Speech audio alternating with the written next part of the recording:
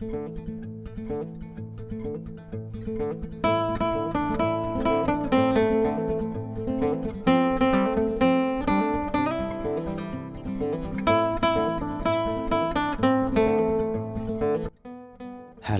assalamualaikum warahmatullahi wabarakatuh. Jumpa lagi ya sama saya si Teknisi Deso. Gimana kabar sobat semua? Baik-baik saja ya. Oke, yang jomblo merapat ya. Persiapkan malam minggu. Jadi ya kalau yang sudah berkeluarga ya fokus cari duit ya. Oke, ini ada servisan Samsung guys. Jadi ini adalah Samsung Note 9 ya.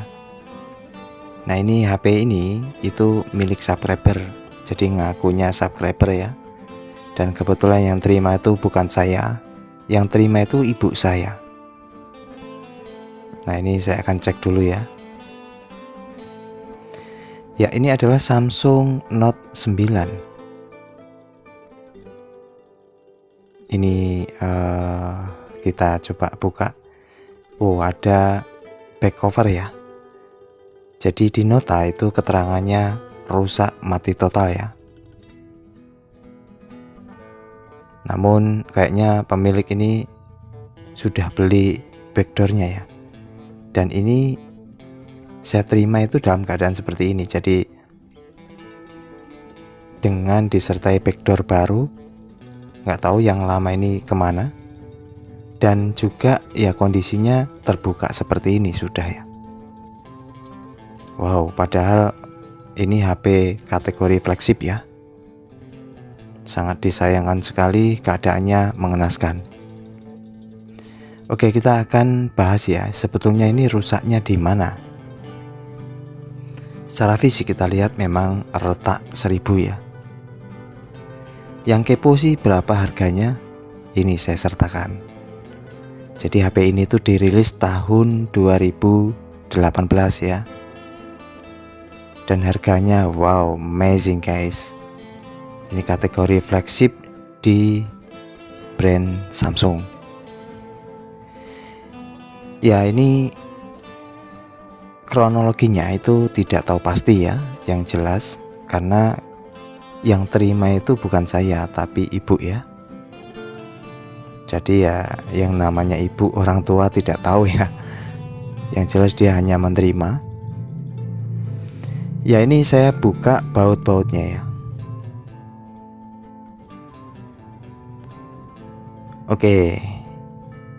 Jadi buka semua baut-bautnya dari mesin atas dan juga ada nanti di mesin bawah ya. Tapi itu kok kayaknya frame-nya ada kroak ya. Ada di bagian IC itu kan harusnya tertutup. Kelihatannya patah memang ini. Ya kita buka untuk bagian penutup di kamera ya, lensa kamera. Pastikan ini. Nah ini ada konektor fleksibel. Jangan sampai robek ya.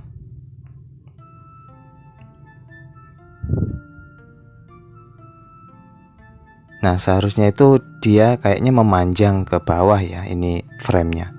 Tetapi dia patah kelihatannya.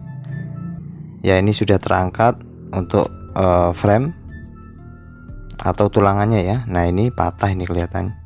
Dan ini fleksibel untuk apa ya, NFC ya. Ini sudah robek. Oke setelah itu kalau saya perhatiin ya, bagian mesin ini wah pernah di servis itu. Jadi penutup kaleng untuk IC itu sudah terangkat. Ya kita buka untuk bagian bawah ya. Jadi bagian bawah itu juga ada penutupnya. Kita copot baut-bautnya. Ya ini ada juga buzzernya ya di bagian penutup mesin bawah ini. Ya ini sudah terbuka.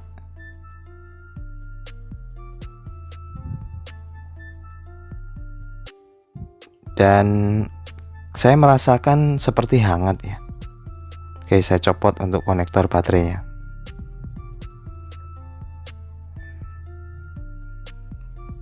Lalu kita akan copot baterainya. Nah, ini baterainya ya. Jadi modelnya itu seperti ini. Oke, lalu kita copot bagian konektor yang lain. Dan nantinya kita akan cek dengan power supply ya, bagaimana status dari HP ini.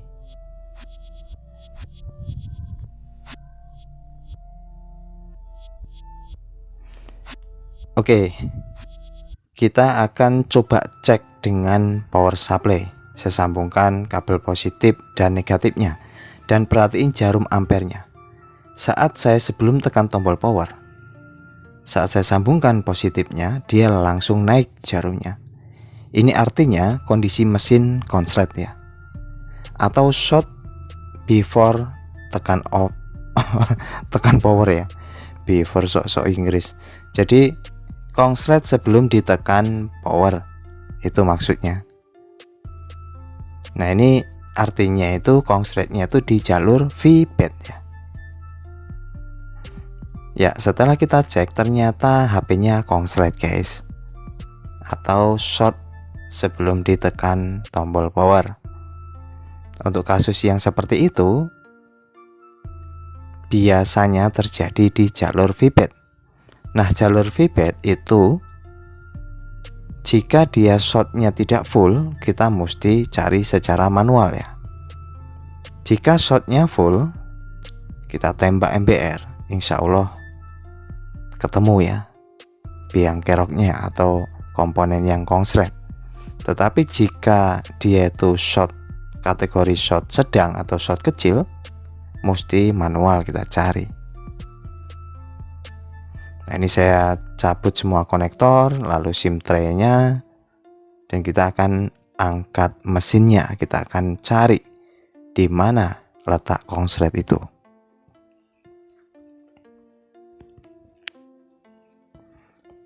Dan untuk pengangkatan mesin, pastikan konektor yang terhubung sudah dilepas ya.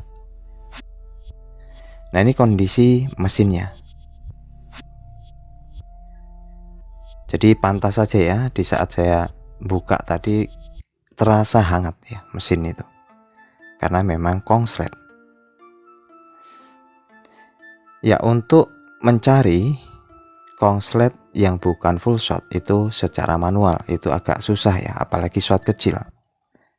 Biasa yang saya lakukan ya, coba sambungkan baterai ataupun sambungkan power supply. Tunggu hingga 10-20 menit, bahkan setengah jam, cari komponen yang panas di bagian mana. Intinya yang mesti kita pahami, jika konslet sebelum ditekan tombol power berarti di jalur VBAT. Jalur VBAT itu yang paling banyak di IC power. Itu yang mesti kita pahami ya. Nah, ini saat saya coba nyari manual, saya sambungkan ya untuk baterainya. Saya pegang-pegang, saya raba-raba. Nah, ini IC power. Oke, ini sudah kurang lebih 5 hingga 7 menit. Saya merasakan IC power ini hangat ya. Indikasinya kemungkinan IC power ini yang bermasalah. Apalagi jika kita lihat dia gantung sebelum tekan tombol power, biasanya kasus di IC ya, bukan di kapasitor ataupun di komponen kutu lainnya. Jadi berbeda ya. Biasanya ciri-ciri konslet di IC itu gantung. Tapi kalau konslet di kapasitor atau komponen kecil lainnya ataupun dioda, biasa dia jeklek ya, atau full short atau berbunyi jika cek dengan power supply. Oke, ini saya akan cek secara manual ya, yaitu dengan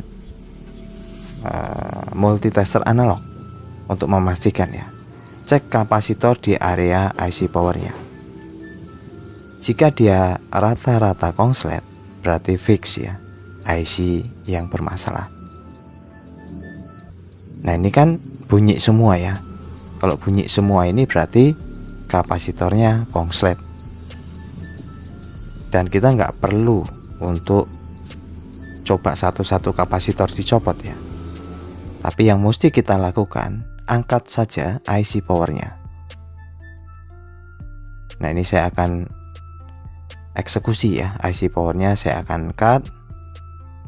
Lalu kita akan pastikan nantinya. Jika setelah kita angkat dia masih gantung, masih konslet, berarti bukan IC power biang keroknya. Tetapi jika sudah kita angkat, sudah tidak konslet, ya berarti IC power biang keroknya ya, atau tersangkanya. Nah, ini sudah saya tambahin flux. Dan jangan lupa ditutupi ya untuk bagian CPU. Lalu kita cabut IC powernya. Jadi sebetulnya di Nota ini subscriber atau beliau yang milik HP ini ingin ngecek dulu ya, kira-kira selain LCD itu ada nggak kerusakan. Tapi setelah kita cek ternyata ada ya, yaitu konslet. Karena orang awam itu kan taunya kalau HP jatuh, remuk itu ya LCD ya diganti. Ya, ini IC power sudah saya angkat. Lalu untuk memastikan kita cek ya, kapasitor yang awalnya tadi konslet atau bunyi semua, apakah dia masih konslet. Jika masih konslet berarti bukan IC power tersangkanya. Bisa diperhatiin, sudah tidak konslet ya, berarti betul IC power tersangkanya. Dan untuk memastikan secara pasti, kita cek dengan power supply. Sambungkan kabel positif dan negatifnya. Lalu lihat jarum masih gantung atau tidak. Jika jarum itu masih gantung berarti ya bukan itu tersangkanya. Nah, ini saya coba, ternyata betul guys. Dia sudah tidak konslet, berarti IC power fix harus diganti ya. Dan mudah-mudahan pemilik HP ini beliau bisa nonton ya, karena beliau minta dicekkan HP-nya ini selain ganti LCD itu adakah kerusakan yang lain. Ternyata ada. Jadi IC power untuk di Samsung Note 9 saya sertakan ya, itu 7705F. Nah, ini serinya Max 7705F. Nah, ini yang harus dipikirkan ya untuk pemilik. Jadi ini sudah saya uraikan semua permasalahan selain ganti LCD. Kalau LCD sudah pasti ya. Dan ini saya sertakan harga ganti LCD-nya. Yang sebelah kiri itu harga yang biasa, yang sebelah kanan yang lumayan bagus ya. Oh, yang sebelah kiri itu yang lumayan bagus ya, yang 4 jutaan.